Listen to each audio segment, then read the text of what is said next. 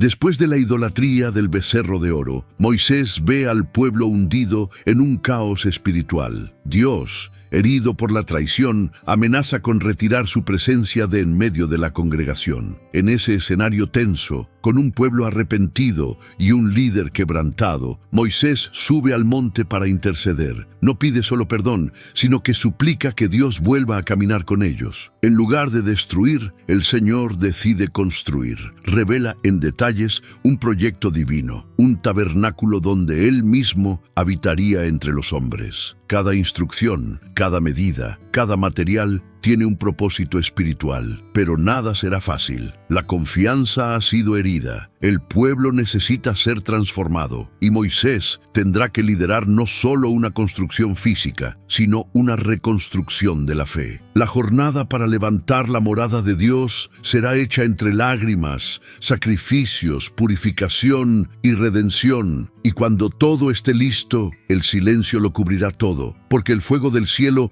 solo desciende cuando el corazón del pueblo está verdaderamente preparado. Esta es la historia de cuando el Eterno decidió habitar entre los hombres y del precio que se paga para que la presencia de Dios nunca vuelva a alejarse. Antes de comenzar con esta historia tan poderosa, cuéntame algo. ¿Desde qué ciudad nos estás viendo? Escríbelo aquí en los comentarios. Me encanta saber hasta dónde están llegando estos mensajes. Y ya que estás aquí, suscríbete al canal y activa la campanita, porque aquí cada historia está llena de la presencia de Dios. El silencio pesaba como una piedra sobre el campamento. No era el silencio de la noche, ni el de un pueblo dormido. Era el silencio del miedo. Después del pecado del becerro de oro, nada volvió a ser igual. Moisés, con el rostro aún marcado por el resplandor del monte Sinaí, descendió solo para ver al pueblo bailando ante un ídolo de oro, como si hubieran olvidado al Dios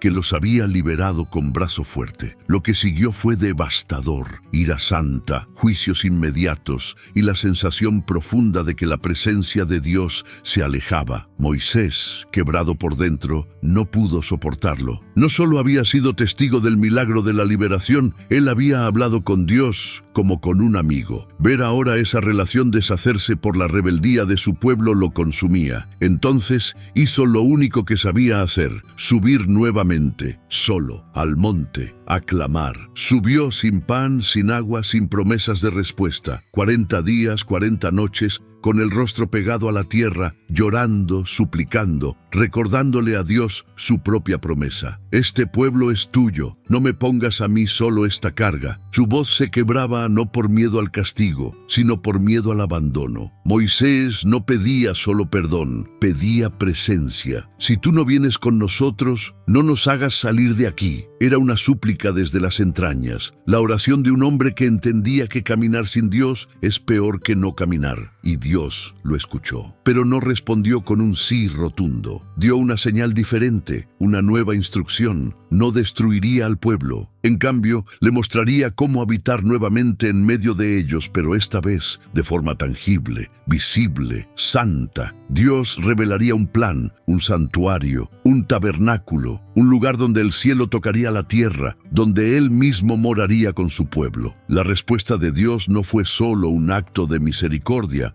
fue una renovación del pacto, pero traía condiciones. No bastaba con levantar un templo físico, el pueblo debía reconstruir su interior. Dios podía habitar en medio de ellos, pero no entre corazones endurecidos. El tabernáculo no era solo una carpa sagrada, era una invitación a volver a ser pueblo santo. Moisés, al descender, llevaba más que nuevas tablas de piedra, llevaba esperanza. No sería fácil. Tendrían que seguir instrucciones precisas, ofrecer lo mejor de sí, cambiar actitudes, preparar el alma tanto como las manos. Pero en el fondo, todo comenzaba con esa oración desesperada: muéstrame tu gloria. Porque cuando un hombre clama así, el cielo se detiene. Y Dios, aún herido, respondió, no con destrucción, sino con diseño. El campamento entero despertó con una sensación diferente en el aire. No era solo la brisa fresca del amanecer en el desierto, ni el murmullo de las tiendas abriéndose lentamente. Era algo invisible, pero tangible. una expectativa. Moisés había bajado del monte con los ojos inflamados de lágrimas y las manos marcadas por las nuevas tablas de la ley. Su rostro, cubierto por un velo,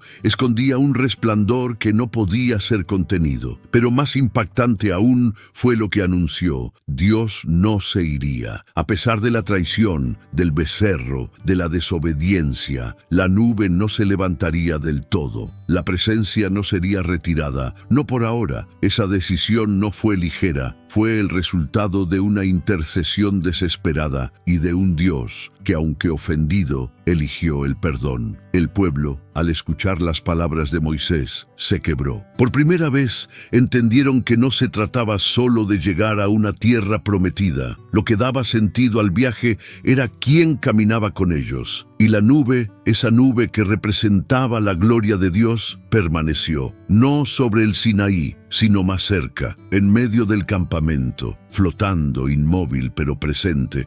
Fue como si el cielo hubiera dicho: no he terminado con ustedes. Los niños preguntaban qué era, los ancianos lloraban al verla, y los hombres caían de rodillas. Era imposible ignorarla. Representaba la fidelidad de un Dios que se niega a abandonar incluso a los que lo han traicionado. Pero su presencia no era cómoda, era santa, y eso despertaba temor. El pueblo comenzó a quitarse sus joyas, a dejar atrás lo que recordaba a Egipto, a limpiar sus tiendas, sus corazones, porque entendieron algo que antes no sabían. La presencia de Dios no habita en cualquier parte. Requiere un espacio consagrado, dentro y fuera. Moisés, por orden divina, levantó una tienda temporal fuera del campamento. La llamó la tienda del encuentro. Quien quisiera buscar al Señor debía salir de la comodidad, caminar hacia lo santo. Cuando Moisés entraba allí, la nube descendía a la puerta, y el pueblo observaba de lejos, de rodillas,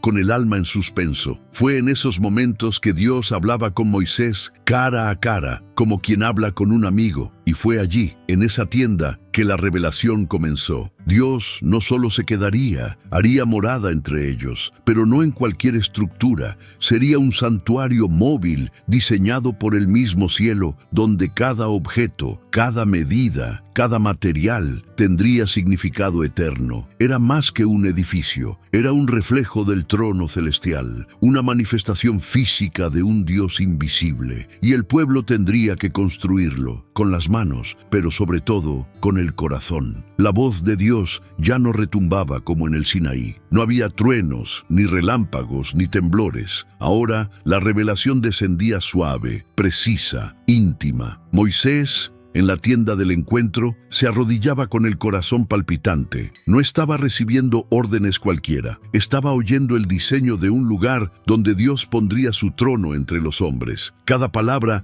era dictada como si se tratara de un plano divino, donde el mínimo detalle tenía un peso eterno. «Hazme un santuario», dijo el Señor, «para que yo habite en medio de ellos». Pero no era cualquier santuario. Sería el tabernáculo, un espacio móvil, santo, que acompañaría a su pueblo en cada jornada, un símbolo de que donde ellos fueran, Dios también iría. Y lo primero que Dios pidió no fue piedra, ni madera, ni estructuras. Fue corazones dispuestos a dar. Las instrucciones comenzaban con una convocatoria. «Dile a los hijos de Israel que traigan ofrendas, todo aquel que tenga un corazón generoso». El tabernáculo no se construiría por obligación, sino por amor. Oro, plata, cobre, lino fino, pieles, maderas selectas, especias, aceites, piedras preciosas. No se trataba solo de materiales valiosos, sino de elementos consagrados. Cada familia decidiría cuánto y qué dar. Y el dar no era una transacción, era una forma de decir: quiero que Él habite entre nosotros. Después vino la parte que dejó a Moisés sin aliento, las instrucciones del arca del pacto. Un cofre de madera de acacia,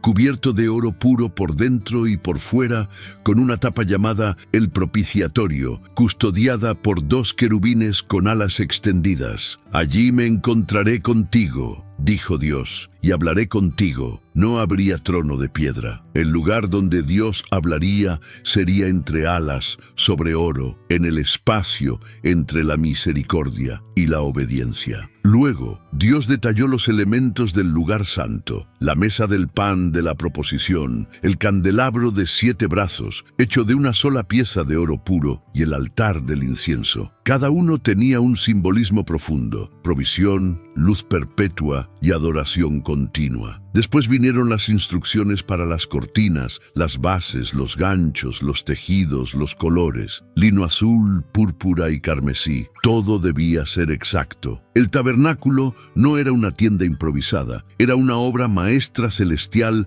reproducida en la tierra. Cada dimensión, cada diseño, cada separación entre el lugar santo y el lugar santísimo, todo respondía a una verdad espiritual: Dios es cercano, pero también santo, y solo puede ser adorado en la forma que Él mismo establece. A medida que Moisés escuchaba, el peso de la responsabilidad crecía. No solo debía transmitir estas instrucciones, debía asegurar que se cumplieran con reverencia y exactitud. La belleza del tabernáculo no residía en sus riquezas, sino en su obediencia al diseño divino. Era un mapa hacia la presencia de Dios. Y cada pieza que se construiría, desde la más grande hasta la más pequeña, sería un eco de lo eterno. La pregunta ahora era: ¿estaría el pueblo dispuesto no solo a construir, sino a cambiar? Antes de que alguien pudiera acercarse al tabernáculo, antes de que una oración pudiera elevarse o una ofrenda de incienso perfumara el aire, primero había fuego. No era un fuego decorativo ni simbólico, era un altar encendido, inmenso, de bronce, colocado justo al entrar al atrio. Era lo primero que cualquier persona veía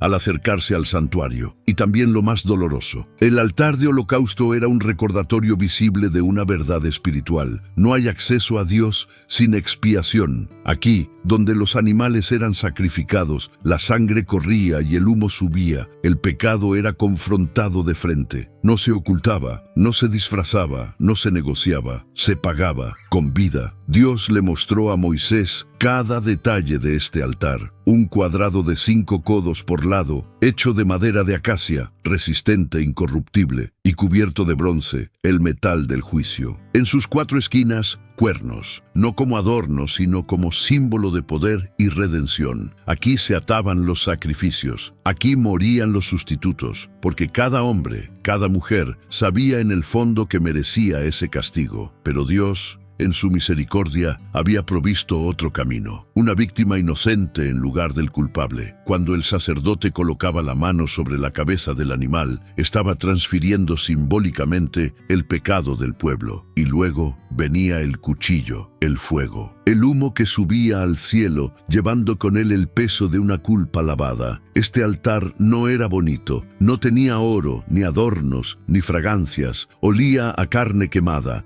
a sangre, a muerte, pero era necesario, porque no se puede entender la santidad de Dios sin ver primero el costo del pecado. Aquí, cada sacrificio gritaba una verdad: la gracia tiene un precio. Y aunque el pueblo quizás no lo entendía por completo, el cielo ya estaba hablando en códigos eternos. Años más tarde, sería otro altar, otra cruz, otro cordero, pero todo comenzó aquí, en este altar de bronce, donde cada día se ofrecían vidas para que otros pudieran acercarse. Los sacerdotes, elegidos para esta labor, debían moverse con precisión, siguiendo cada mandato. El fuego nunca podía apagarse. Día y noche ardía, consumiendo ofrendas, purificando a Israel. No había adoración sin este primer paso. No había nube de gloria sin antes pasar por el humo del juicio. Era como si Dios dijera: sí, quiero habitar entre ustedes, pero primero deben traerme todo lo que los separa de mí y dejarlo arder aquí. Y así, el altar se volvió el corazón del tabernáculo, un lugar de muerte que daba vida. El altar aún humeaba, su fuego crepitaba sin cesar, y el olor a sacrificio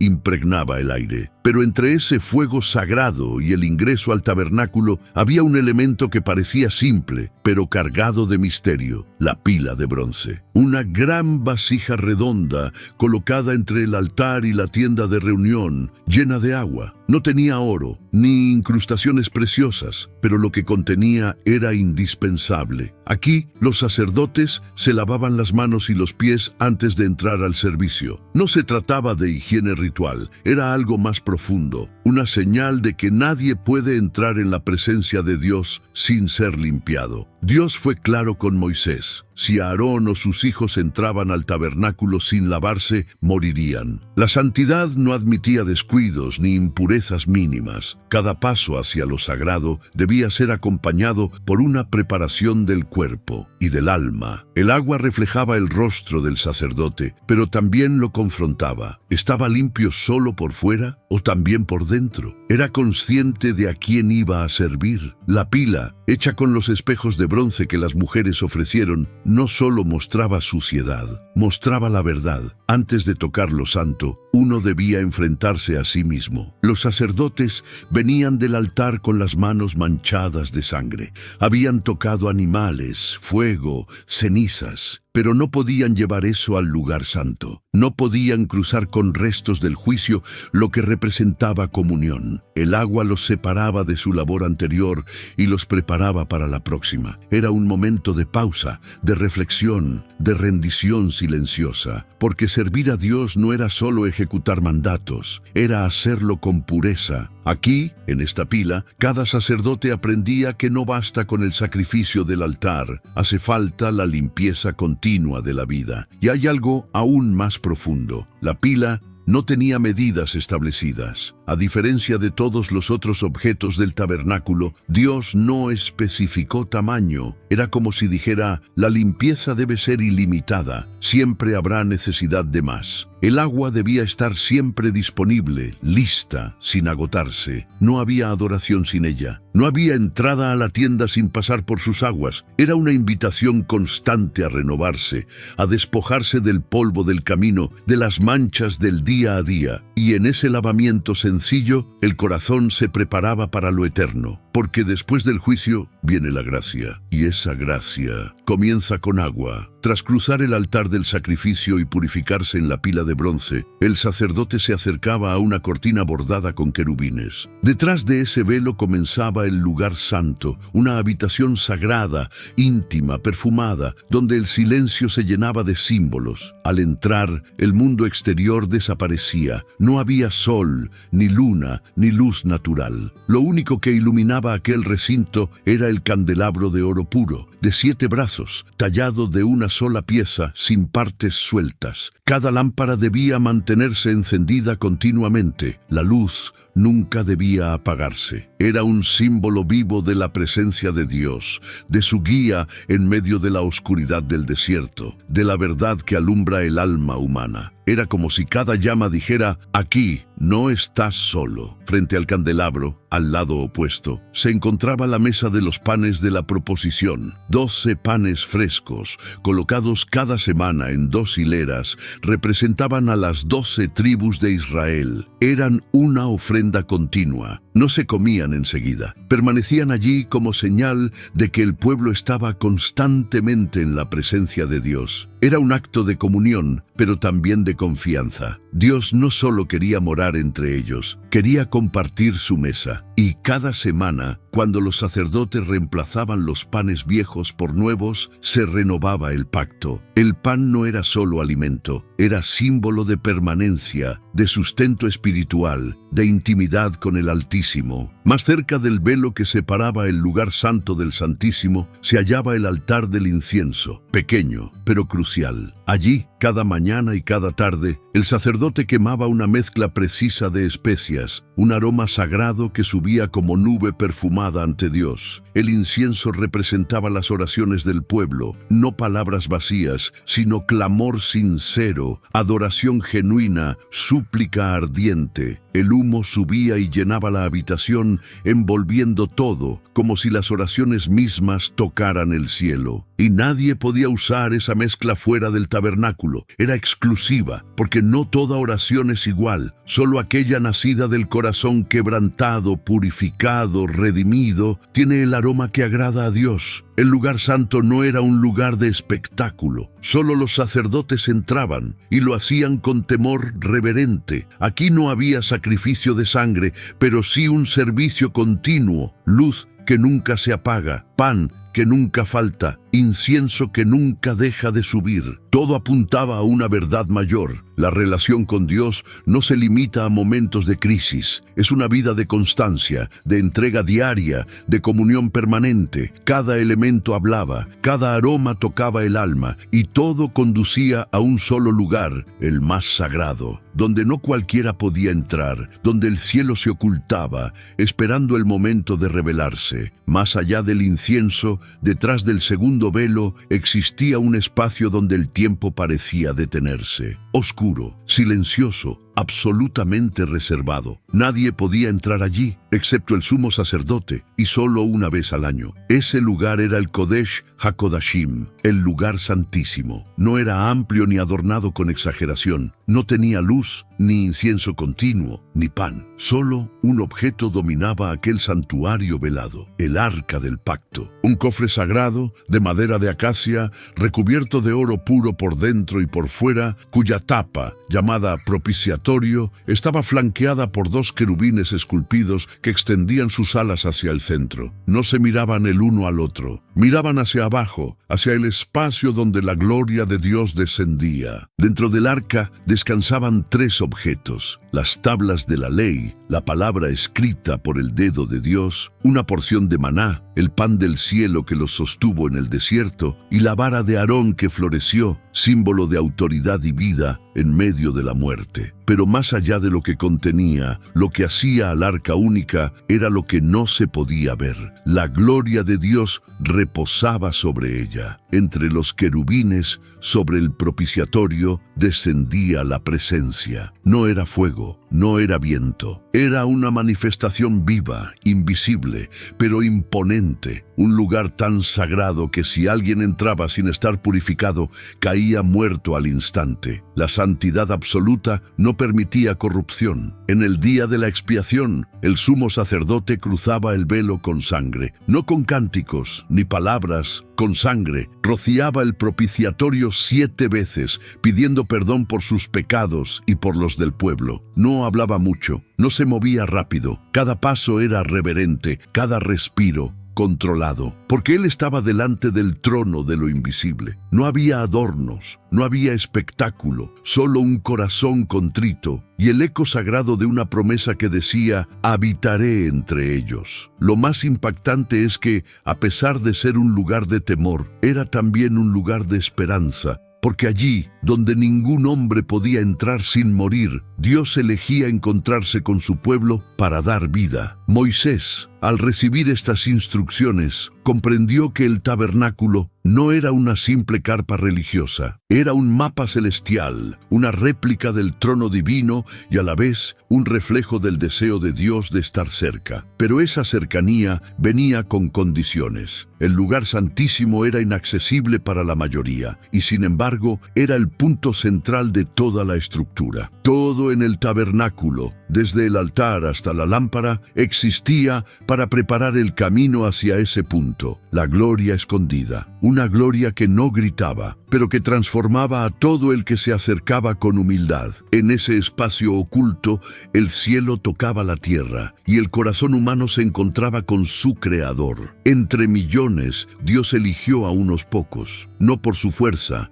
ni por su estatura, ni siquiera por su elocuencia. Los eligió por una razón sagrada: ser puentes entre el cielo y la tierra. Los sacerdotes no eran simplemente líderes religiosos, eran guardianes del tabernáculo, responsables de mantener vivo el fuego, de ofrecer sacrificios, de interceder por un pueblo entero. Aarón, hermano de Moisés, fue el primero, no por mérito, sino por designio divino, y junto a él sus hijos, hombres comunes que serían llamados a realizar actos extraordinarios. Su papel no era decorativo. Cada día, al amanecer, comenzaba una rutina sagrada que no permitía error, porque cada acción dentro del tabernáculo podía ser la diferencia entre vida y muerte. El sacerdote no solo sacrificaba, También debía inspeccionar, discernir, enseñar, limpiar, encender, apagar, levantar, doblar, lavar, cubrir, cargar. Cada movimiento estaba estipulado por la ley. No había espacio para la improvisación, porque al tocar lo santo también se arriesgaban a la condena. Ser sacerdote no era un privilegio,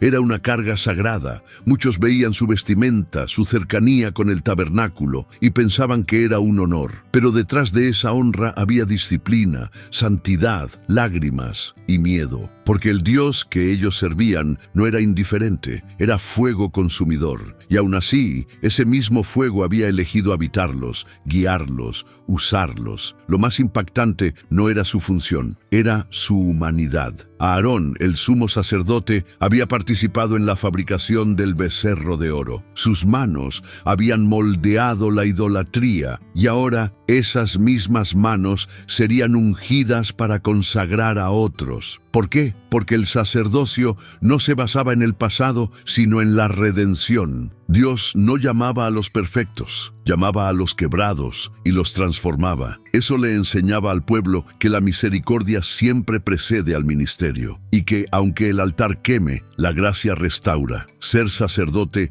era vivir entre dos fuegos, el juicio del pueblo y la gloria de Dios. Dormían cerca del tabernáculo, vigilaban la llama, cargaban los utensilios sagrados cuando el campamento se movía. No podían abandonar su puesto, no podían tocar cosas impuras, no podían vivir como el resto. Pero en esa entrega experimentaban una cercanía que nadie más tenía. Eran testigos de lo invisible, oían la voz entre los querubines, sentían el perfume del incienso antes que nadie. Eran hombres que caminaban con el alma descubierta y, aún así, seguían de pie, porque Dios, en su gracia, los sostenía. Hombres tocando lo eterno con manos humanas. Antes de que Aarón y sus hijos pudieran entrar al servicio sacerdotal, Dios estableció algo innegociable. Debían ser vestidos con santidad. No era una cuestión de apariencia, sino de identidad espiritual. Las vestiduras sacerdotales no eran uniformes comunes. Cada prenda, cada color, cada piedra tenía un mensaje celestial. Dios dio las instrucciones a Moisés con meticulosidad.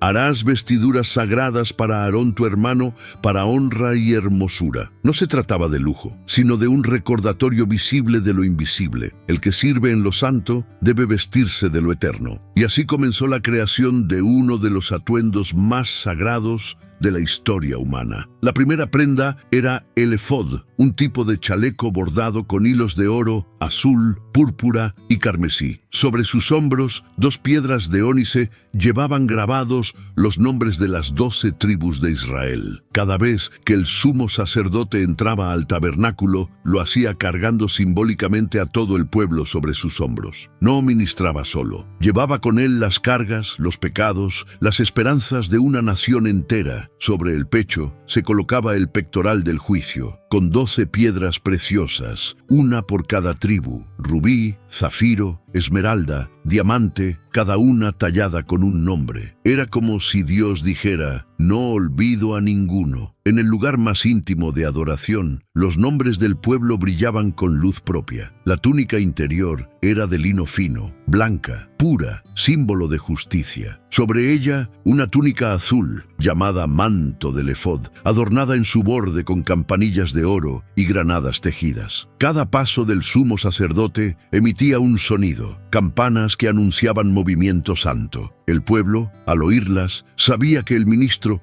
aún vivía dentro del lugar santo, que su adoración estaba siendo aceptada. En su cabeza, un turbante de lino fino, con una lámina de oro puro, grabada con estas palabras: Santidad a Jehová. Estaba colocada sobre su frente como un sello, como un recordatorio de que cada pensamiento, cada decisión, cada intención debía estar consagrada a Dios. No era una vestidura cómoda, pesaba, requería precisión para colocarla, pero cada pieza hablaba de un sacerdocio que no era humano, era celestial. Cuando Aarón se vestía, dejaba de ser solo un hombre. Se convertía en un representante del cielo ante los hombres y de los hombres ante el cielo. Y aunque vistiera oro y piedras preciosas, no era él quien brillaba, era Dios quien resplandecía a través de la obediencia, el símbolo y la entrega. Las vestiduras no hacían santo al sacerdote, pero eran una señal externa de una consagración interna y recordaban algo esencial. Para servir a Dios no basta con estar dispuesto, hay que estar limpio, separado y vestido por su mano. El desierto vibraba bajo el sol implacable y el polvo que volaba con el viento parecía contar una historia antigua, la historia de un pueblo llamado a construir no solo una tienda, sino un encuentro. Mientras avanzaba el relato del tabernáculo, el encargo no recaía únicamente sobre el líder,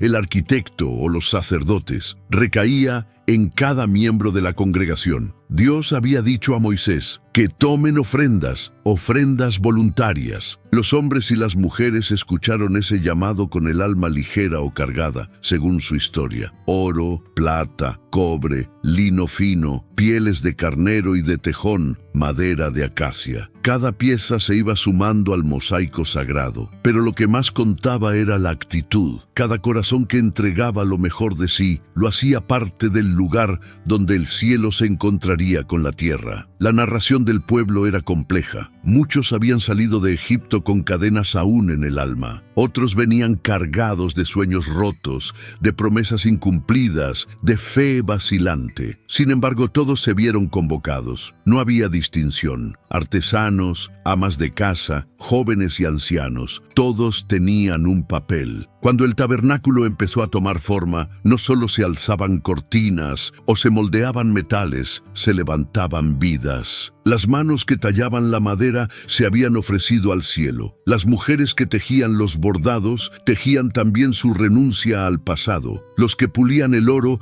limpiaban también las huellas de la esclavitud. En ese taller colectivo, el tabernáculo era el lienzo y cada alma un pincel. Entre la congregación surgieron voluntarios silenciosos que llegaron al campamento con cajas de especias, con gemas guardadas por años, con piezas de plata escondidas desde tiempos de penuria. No lo hacían para aparecer, lo hacían porque habían visto la nube descender, habían sentido el eco de la voz de Dios, habían oído la promesa «habitare entre vosotros». Y cuando algo establece una promesa tan radical, todo se transforma. No se trata solo de obedecer, se trata de pertenecer. Y en pertenecer se ve el valor de cada acto. No importaba que la piedra fuese pequeña o el tejido escaso. Lo que importaba era que salía del corazón dispuesto. Moisés organizó equipos. Algunos montaban carpas, otros fabricaban marcos y bases, unos ordenaban los utensilios, otros cuidaban del campamento mientras el trabajo avanzaba. Hubo despedidas silenciosas del pasado, se rompían ídolos de barro y se fundía plata de Egipto. Se reusaban gemas que antes adornaban ídolos y ahora se ofrecían para el tabernáculo. Fue una revolución silenciosa. El trabajo manual se convirtió en acto de adoración. Y cada cierto tiempo, la congregación se detenía a escuchar al viento azotar las tiendas, a mirar la puesta del sol sobre la arena y a recordar, esto no es solo un edificio, es la morada de Dios entre nosotros. Entonces, las cortinas empezaron a colgarse. El lino fino y los colores azul, púrpura y carmesí adquirieron un nuevo significado. El azul del cielo, el púrpura del señorío, el carmesí de la redención, las pieles recubiertas, las tablas ensambladas, los ganchos instalados. Todo obedecía al diseño divino recibido por Moisés, pero además del cumplimiento técnico estaba el corazón. Moisés observaba y sabía que quizá esta generación no había visto el mar abrirse, no había caminado por agua seca, pero ansiaban también el milagro de lo común, que Dios habitara entre ellos. Y mientras veían la estructura tomar forma, sus antiguos gritos de esclavos se transformaban en susurros de constructores de morada. Hubo momentos de tensión, material insuficiente, errores de ensamblaje, críticas al estilo ¿para qué tanto detalle? Algunos murmuraban que tenían que marchar antes de que acabara la tienda, que la construcción los retenía. Pero Moisés les recordaba, no solo marcharemos con él. Y ese con él hizo toda la diferencia. Cuando el pueblo aceptó que la presencia de Dios requería preparación, entonces nació la lealtad. Durante semanas, hombres trabajaban con sus propios instrumentos, mujeres tejían hasta altas horas junto a las llamas de las lámparas, y en cada tarea se respiraba el eco de aquella voz que los había liberado. Yo soy el que soy. Finalmente, llegó el día en que se colocaron las últimas piezas. Fue un instante que el viento reconoció. Cuando la estructura quedó erguida, la comunidad se reunió, rodillas de arena, manos curtidas, miradas elevadas. Desde lejos se podía ver la nube flotando sobre el tabernáculo, aún sin consagrar, como un testigo que esperaba su momento. Moisés alzó la voz y dijo, «Ha quedado hecho según el designio del Señor». El silencio se extendió, pesado, reverente, y en ese silencio el cielo se preparó, porque cuando los hombres trabajan con corazón, el cielo responde. Este capítulo del pueblo, de las manos humanas que tocaron lo divino, enseñó una verdad esencial. La presencia de Dios no viene solo al templo, viene al corazón dispuesto. Y fue así que el tabernáculo dejó de ser solo una carpa para ser un símbolo eterno, de comunión, de pacto, de entrega. Y mientras la roca del Sinaí aún murmuraba ecos de ley, el pueblo entendía algo más grande. Dios no solamente los había redimido para salir de Egipto, los había redimido para que lo habitaran. Y esa transformación, visible en cada viga, en cada costura, en cada mano que trabajó, anunciaba un milagro silencioso. Un pueblo que ya no era solo liberado, era morada. El momento había llegado. Después de semanas de trabajo incansable, de días y noches donde las manos no descansaban, Moisés recibió la señal. Dios habló nuevamente, «Levanta el tabernáculo el primer día del primer mes». Era una orden con fecha exacta, con precisión divina. No era solo una estructura que se alzaría, era el principio de una nueva etapa para Israel. El pueblo se reunió desde temprano, y mientras el sol aún bostezaba detrás del horizonte del desierto, se empezó a montar el santuario más sagrado jamás edificado por manos humanas. No sería un templo de piedra, ni una construcción fija, sino una tienda móvil, ligera en apariencia, pero cargada de gloria. Lo primero fue el armazón. Tablas de madera de acacia cubiertas de oro fueron colocadas una a una, encajadas con bases de plata pura. Cada tabla se paraba como columna de justicia, como si el mismo cielo se sostuviera sobre ellas. Las argollas doradas y las barras que atravesaban las tablas servían de unión. Nada quedaba suelto. Todo estaba diseñado para que el tabernáculo resistiera el movimiento, el viento del desierto, la marcha diaria. Era un templo móvil para un Dios que no se queda estático, que camina con su pueblo. Luego vinieron las cortinas. Primero las internas, de lino fino bordado con querubines, después las de pelo de cabra, y por último las cubiertas de pieles teñidas que protegían todo del sol y la tormenta. Cada tela caía como un manto sagrado sobre la estructura, cubriendo no solo el oro, sino también el significado. No había adornos innecesarios. Todo lo que se instalaba tenía un mensaje, un propósito. El techo mismo hablaba de protección divina, de santidad, de separación entre lo terrenal y lo eterno. Después, Moisés supervisó la colocación del velo que separaría el lugar santo del lugar santísimo. Aquella cortina gruesa y bordada no era solo una barrera física, era el recordatorio de que la gloria de Dios es tan poderosa, tan pura, que solo puede ser cruzada bajo condiciones estrictas. Era una frontera espiritual, y aunque Moisés mismo había estado en la cima del Sinaí, sabía que lo que estaba detrás de ese velo no era un símbolo, era una realidad viva. Mientras se colocaban los muebles sagrados, el aire parecía volverse más denso, como si la atmósfera espiritual se preparara para un gran acontecimiento. El arca del pacto fue la primera en ser llevada. cargada con suma reverencia, cubierta, protegida, hasta ser colocada en el corazón del tabernáculo. Nadie podía verla directamente. Se colocó detrás del velo, donde solo el sumo sacerdote entraría una vez al año. Luego, fuera del velo, se instalaron la mesa de los panes, el candelabro de 7 brazos y el altar del incienso. Cada cosa en su sitio. Nada estaba al azar. La organización del tabernáculo no era estética, era teológica. Reflejaba el orden del cielo. En el atrio exterior se montó el altar de bronce, grande, firme, el mismo donde se ofrecerían los sacrificios. Delante de él, la pila de bronce, brillante como un espejo, lista para reflejar cada rostro que se acercara a ella en busca de purificación. Después, se levantaron las columnas del atrio exterior con sus cortinas de lino blanco, delimitando el espacio sagrado del resto del campamento. A lo lejos,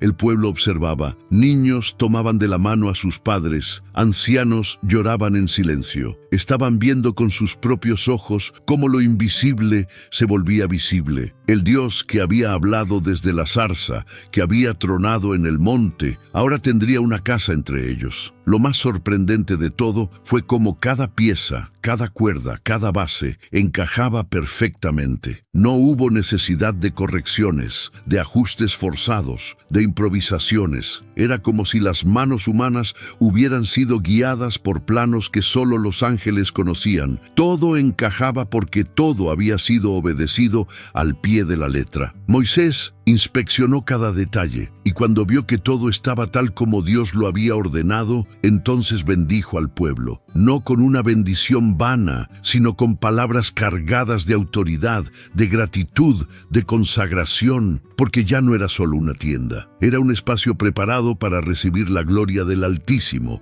y aunque la estructura estaba completa, algo seguía faltando. El silencio se hizo espeso, como si todo esperara un suspiro divino. Las cortinas no se movían. Las lámparas aún no ardían. No había incienso, ni sonido, ni fuego, solo expectativa. Moisés se retiró. El pueblo retrocedió, porque el siguiente paso no le correspondía al hombre, sino al cielo. El tabernáculo estaba listo, pero aún vacío, como un corazón abierto, como una promesa escrita, esperando ser firmada con fuego, porque cuando Dios promete habitar, Él no tarda, pero llega en su tiempo y a su manera. El tabernáculo ya estaba en pie, cada cuerda tensada, cada tabla firme, cada mueble en su sitio, pero aún no había movimiento dentro de sus cortinas. Era como un corazón recién formado que todavía no latía. El pueblo lo sentía, había expectación, pero también un profundo respeto. Nadie se atrevía a acercarse sin instrucciones.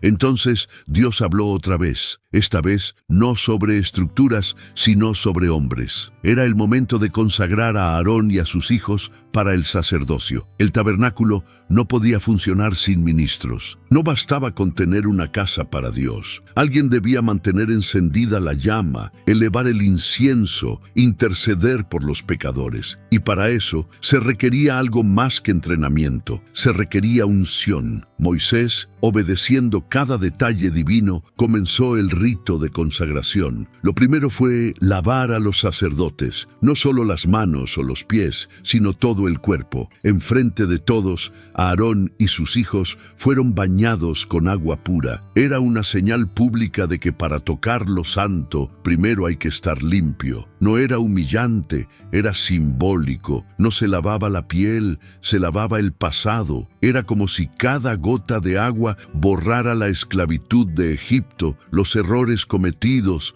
la idolatría del becerro. El agua los dejaba vacíos para que Dios los llenara. Después, Moisés tomó las vestiduras sacerdotales. Una a una las colocó sobre Aarón. La túnica blanca, el manto azul, el efod bordado, el pectoral con las 12 piedras preciosas, el turbante y por último, la lámina de oro que decía santidad al Señor. Cada prenda pesaba más que tela, era responsabilidad, era entrega, era señal de que, a partir de ese día, Aarón ya no se pertenecía. Su cuerpo, su voz, su tiempo, todo sería para Dios. Luego, vistió a sus hijos, uno a uno. no con vestiduras reales ni de guerreros, sino con túnicas de lino fino, ceñidas con cintos y turbantes simples. No se les pedía poder, se les pedía pureza. El siguiente paso fue el más solemne, la unción con aceite sagrado. Moisés vertió aceite sobre la cabeza de Aarón, no unas gotas, sino toda una medida. El líquido espeso descendió por su barba, por su túnica, impregnándolo por completo. El aroma del aceite llenó el aire, una mezcla de mirra, canela, cálamo, casia y aceite de oliva, preparados según la receta secreta dada por Dios. Nadie más podía usarlo. Era exclusivo para lo santo. Y ahora, ese aceite marcaba un punto sin retorno. Aarón era oficialmente el sumo sacerdote de Israel, el ungido, el representante del pueblo ante Dios y de Dios ante el pueblo, un puente humano hacia lo divino. Después se ofrecieron sacrificios, un becerro como ofrenda por el pecado, un carnero como holocausto y otro carnero especial, el de la consagración. Moisés tomó de su sangre y la colocó en el lóbulo de la oreja derecha de Aarón, en el pulgar de su mano derecha y en el pulgar de su pie derecho. ¿Por qué? Porque el sacerdote debía escuchar solo a Dios, hacer solo su voluntad y caminar solo en sus caminos. Esa sangre era un pacto, no de palabras, sino de compromiso. Luego se repitió el proceso con sus hijos, y el resto de la sangre, junto con aceite, fue rociado sobre ellos y sus vestiduras. Una mezcla de vida y consagración, de muerte al yo y nacimiento al llamado. Durante 7 días, Aarón y sus hijos no saldrían del tabernáculo. Debían permanecer allí, en la puerta del lugar de reunión, comiendo de los sacrificios, meditando, dejando que la santidad penetrara no solo su ropa, sino su alma. Era una cuarentena sagrada, una transición entre la vida común y la vida ministerial. El pueblo observaba desde fuera. Veían las luces encendidas, escuchaban los cánticos suaves, olían el incienso, sabían que algo nuevo estaban haciendo, porque ahora no solo tenían un lugar santo, tenían hombres apartados para servir en lo santo. Y aunque Aarón había fallado en el pasado, aunque sus manos una vez moldearon un becerro de oro, ahora estaban alzadas en intercesión, porque la consagración no exige perfección, exige entrega. Y Dios, en su gracia, transforma a los quebrados en columnas del tabernáculo. El aceite no eligió al mejor, eligió al dispuesto. Y cuando eso sucede, la historia cambia. El que antes fue símbolo de caída, ahora sería símbolo de comunión. El que manchó al pueblo, ahora lo purificaría. El que no supo guiar, ahora encendería la luz perpetua. Porque cuando Dios unge, no es para que el hombre se gloríe, es para que Él habite. Todo estaba terminado. Las cortinas colgaban perfectamente alineadas. Los altares estaban limpios, los utensilios consagrados, el aceite derramado, los sacerdotes vestidos y el pueblo reunido en profundo respeto. Era el día esperado. El tabernáculo, esa tienda sagrada, ya no era solo una idea o un diseño celestial, era real. Se alzaba en medio del campamento como un testigo silencioso de la fidelidad de Dios. Y sin embargo, algo faltaba. Todo estaba en su lugar, pero el aire seguía quieto, el cielo en pausa. La gloria prometida aún no había descendido. Moisés, con su corazón latiendo fuerte, miraba hacia arriba. No era impaciencia, era reverencia, porque sabía que la presencia de Dios no se fuerza, se espera. La congregación entera guardaba silencio. Los niños no jugaban, los ancianos no murmuraban. Era como si todo el pueblo contuviera el aliento, no porque dudaran, sino porque sabían que estaban al borde de algo eterno. Habían obedecido cada instrucción, habían dado sus ofrendas, habían trabajado con sus manos, habían purificado sus vidas, habían ayunado, orado, vigilado, pero el tabernáculo aún no era morada de Dios. Era una estructura sagrada, esperando ser habitada. No había humo sobre el altar, ni fuego descendiendo, ni nube posándose sobre el techo. Solo un silencio espeso, sagrado, que parecía envolver cada rincón del campamento. Ese momento fue una lección adoración para todos. Porque no basta con la forma, con los ritos, con las vestiduras,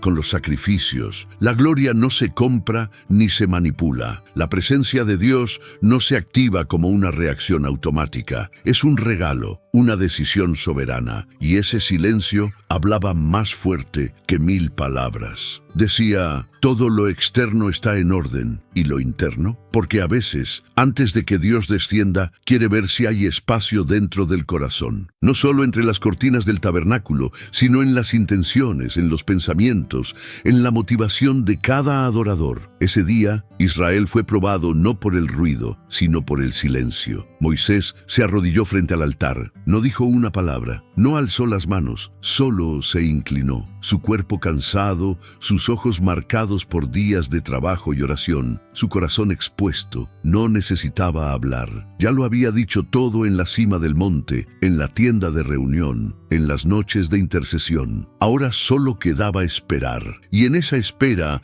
el pueblo aprendía lo más difícil, que la gloria no desciende para entretener, desciende cuando encuentra honra. Y que el momento más glorioso de la historia no siempre llega con estruendo, sino con una pausa que lo antecede. Pasaban los minutos como si fueran horas. Algunos pensaban en sus errores, otros en las promesas, otros en sus hijos, pero nadie se movía, nadie salía del lugar, porque sabían que estaban a punto de presenciar algo que cambiaría todo. Y aunque el tabernáculo ya tenía estructura, belleza, orden, sin la presencia de Dios no era nada, era solo una tienda más, en medio de un desierto cualquiera. Lo que lo volvería eterno sería la llegada del Eterno, y eso nadie lo podía provocar, solo preparar. Así que el pueblo esperó, sin ansiedad, con fe, con el alma inclinada. Entonces el silencio se volvió adoración, no con música, ni danzas, ni palabras, sino con una rendición total. Cada corazón en el campamento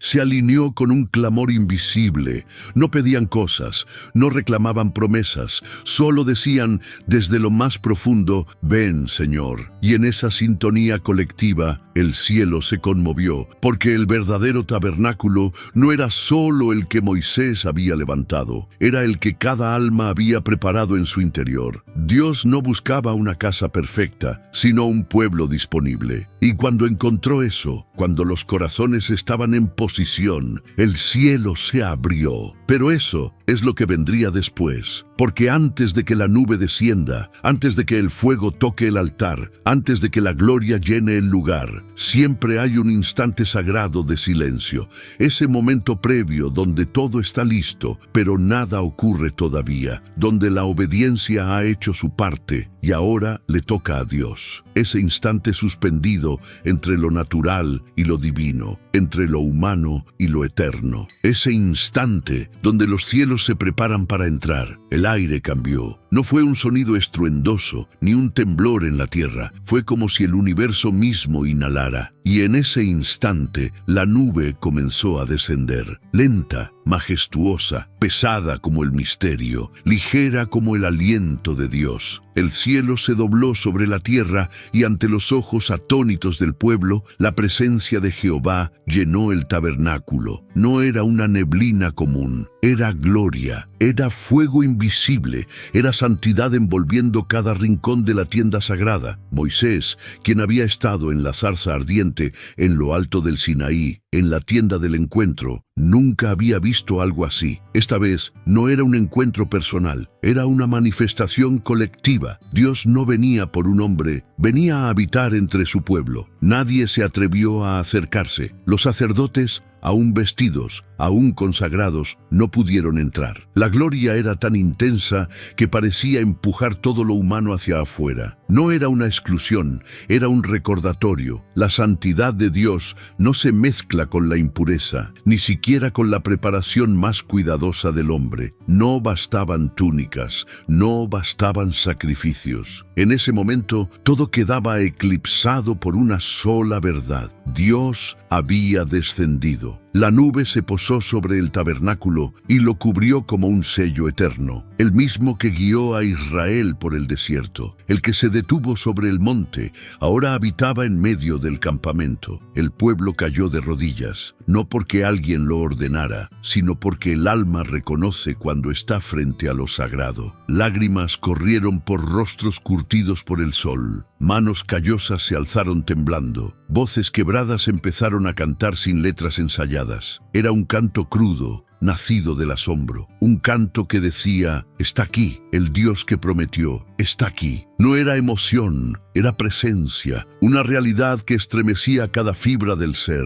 No se veían ángeles, pero se sentía el cielo. No se oían palabras, pero se entendía el mensaje. El tabernáculo, que horas antes era estructura vacía, ahora ardía con gloria sin fuego visible. Moisés, con lágrimas en los ojos, se postró rostro en tierra. Él sabía lo que eso significaba. Dios había aceptado su intercesión, había perdonado al pueblo y, más aún, había cumplido su promesa de no dejarlos solos. La nube no era solo una señal, era un acto de amor. Dios no los necesitaba, no requería una tienda, no le hacían falta sacrificios, pero aún así eligió quedarse. Eligió habitar entre un pueblo que lo había traicionado, pero que también se había rendido, porque donde hay arrepentimiento sincero, donde hay obediencia auténtica, Dios se manifiesta. Desde ese día, la nube no solo era un símbolo, era guía. Cuando se alzaba del tabernáculo, el pueblo sabía que era hora de marchar. Cuando permanecía, sabían que debían acampar. No había calendario ni rutas preestablecidas, solo la nube, y en la noche esa misma presencia se transformaba en una columna de fuego que iluminaba el campamento entero. No era solo protección, era compañía. Era como si Dios dijera cada noche: no están solos, yo estoy aquí. El tabernáculo se convirtió en el corazón del pueblo y la nube en el pulso de la vida de Israel. Ese día marcó un antes y un después, porque más allá de lo visible, más allá de la tienda, los rituales y los sacerdotes, lo que Israel entendió fue que Dios no es un concepto lejano, es un padre que habita con sus hijos. La nube sobre el tabernáculo era la confirmación final. Todo el esfuerzo, cada hilo, cada gota de aceite, cada lágrima había valido la pena, porque la presencia de Dios no tiene precio, pero sí tiene condiciones. Y cuando esas condiciones se cumplen, cuando el corazón está alineado con el cielo, la gloria desciende. Esa nube fue vista por generaciones, por niños que crecieron bajo su sombra, por jóvenes que soñaban con ella, por ancianos que recordaban la esclavitud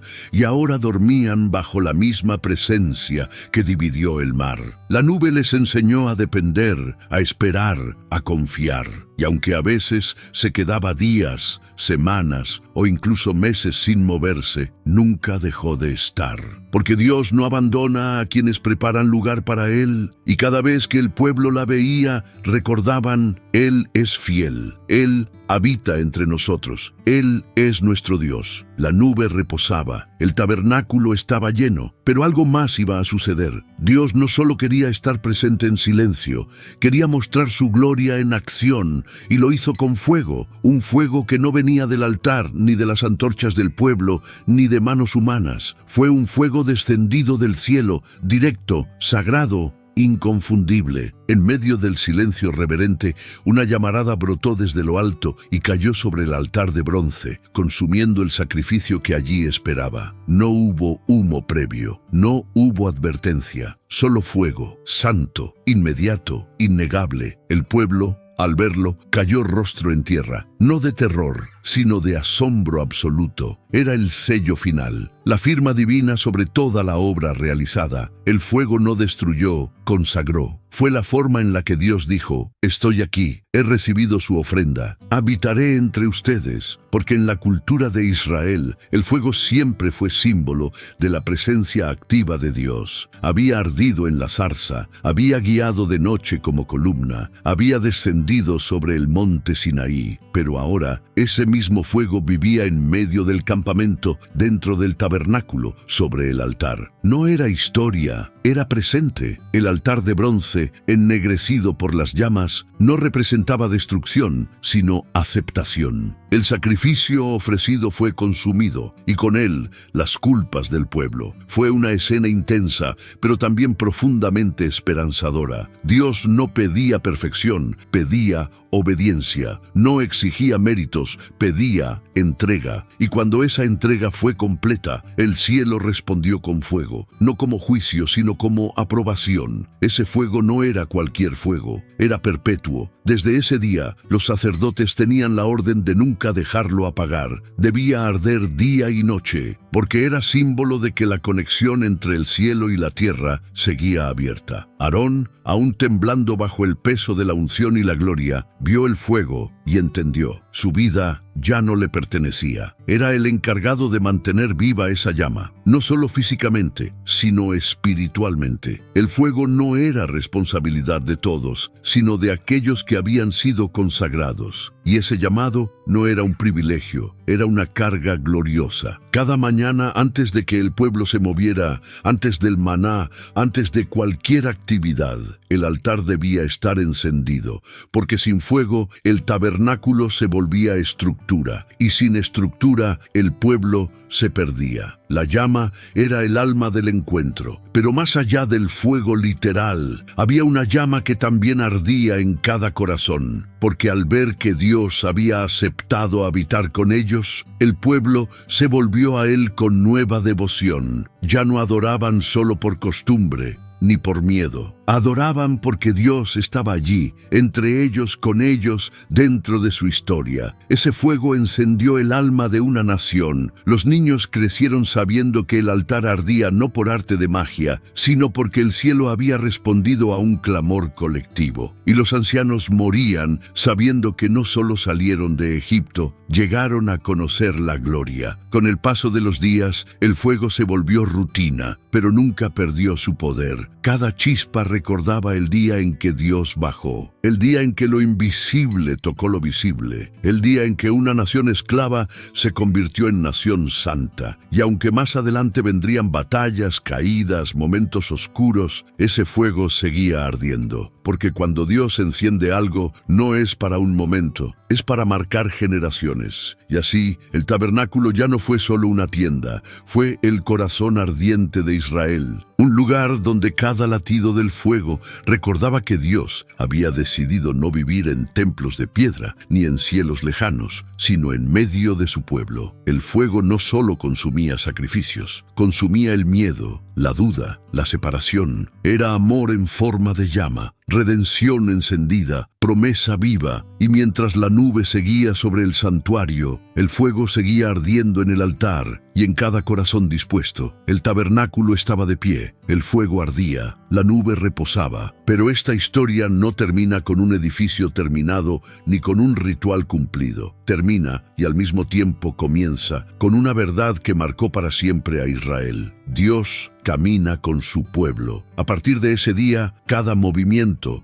cada campamento, cada batalla, cada estación del desierto sería dirigida no por mapas, sino por la presencia. Cuando la nube se alzaba, sabían que era momento de avanzar. Cuando se detenía, entendían que era momento de esperar. Dios se convirtió en brújula viva, en dirección personal, en compañía constante. No era solo una experiencia espiritual, era una nueva forma de vivir. El pueblo ya no dependía de su fuerza ni de su lógica, dependía del ritmo de Dios. No todos los días fueron emocionantes. Hubo días en que la nube no se movía por semanas, días de silencio, de rutina, de espera. Pero hasta en esa quietud, el fuego seguía ardiendo, porque la presencia de Dios no depende de la emoción, sino de la comunión. Y en ese desierto de polvo y sol, el pueblo descubrió que lo más valioso no era llegar rápido a la tierra prometida, sino llegar acompañado de Dios. Moisés, ya mayor, observaba el tabernáculo como quien contempla el cumplimiento de un sueño. No era solo la estructura lo que le emocionaba,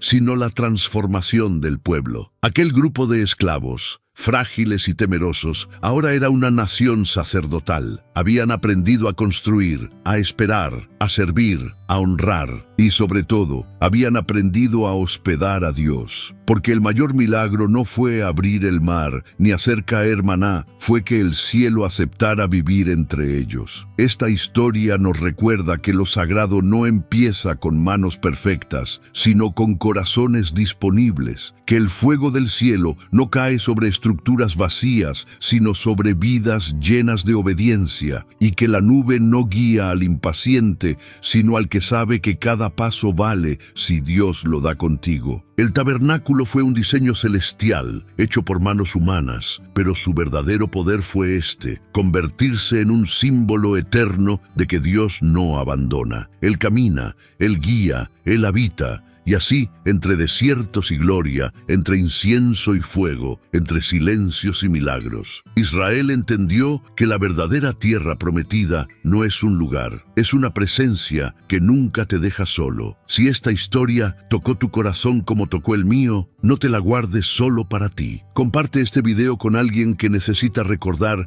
que Dios todavía habita entre nosotros. Deja tu like, suscríbete al canal y activa la campanita, porque cada semana historias como esta van a reavivar la fe dentro de ti. Que su presencia nunca falte en tu vida. Nos vemos en el próximo video.